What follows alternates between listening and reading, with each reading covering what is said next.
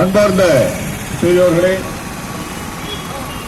முன்னாள் படை வீரர்களே, இந்த அருமையான நிகழ்வுக்கு கலந்து கொண்டு சிறப்பித்துக் கொண்டிருக்கின்ற பொதுநல அமைப்பினரே, இன்றைய நாள் உலகத்திலேயே பாரத படை வீரர்களினுடைய வீரத்தை உச்சம் தொட்ட நாளாகும். இன்றைய நாளினை உலகம் முழுவதும் கொண்டாடிக் கொண்டிருக்கின்றார்கள். இந்த நேரத்திலே ஒரு வரலாற்று பதிவை சொல்ல ஆசைப்படுகின்றேன். நம்முடைய மிகப்பெரிய தேச வீரன் மேஜர் சரவணன் அவர்கள். அவர் பிறந்தது ராமநாதபுரம், படித்தது திருச்சி.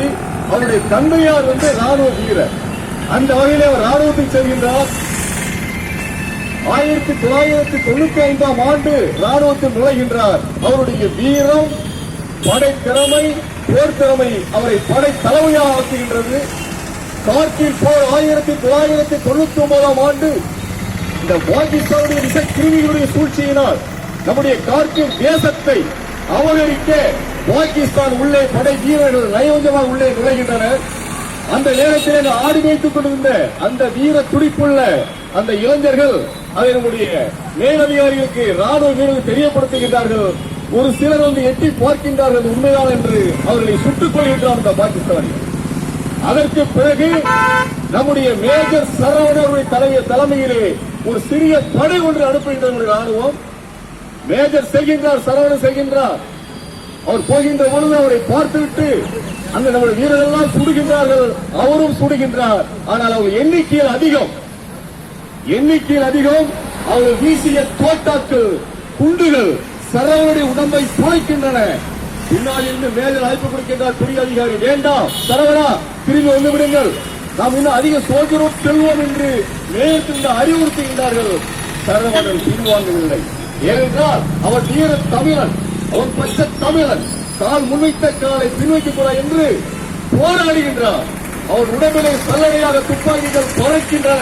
அந்த நிலையுடன் உயிர் போகின்ற நிலையில் கூட அந்த துப்பாக்கியை எடுத்து ஒரு சில பாகிஸ்தான் படை வீரர்களை கொன்று குவிக்கின்றார்.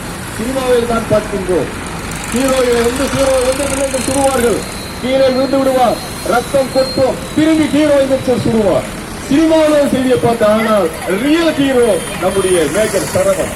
உயிர் போகின்ற நேரத்தில் கூட அந்த துப்பாக்கி ஏந்தி அவன் பாகிஸ்தான் படையை துவம்சம் செய்கிறார் சொன்னால் பாரத வீரர்களுடைய பெருமையை பாராட்டுவது, போற்றுவது, தம்முடைய வீரத்தை எப்படி பாராட்டுவது. ஆக உலகத்தினுடைய உச்சத்தை, வீரத்தை, நம்முடைய பாரத படை வீரர்கள் வீரத்தை உச்சம் தொட்ட நாள் இன்று ஜூலை 26 இந்த உலகமே கொண்டாடிக் கொண்டிருக்கின்றது. அப்படிப்பட்ட இந்த அருமையான நாளிலே அந்த படை வீரர் வீரத்தை போற்றுவோம். வீர வணக்கம், வீர வணக்கம், வீர வணக்கம், வீர வணக்கம், வீர வணக்கம், வீர வணக்கம்.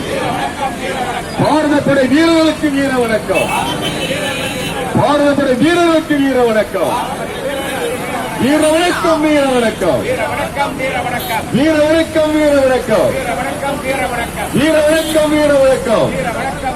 பாரத படை வீரர்களுக்கு வீர வணக்கம், பாரத படை வீரர்களுக்கு வீர வணக்கம்.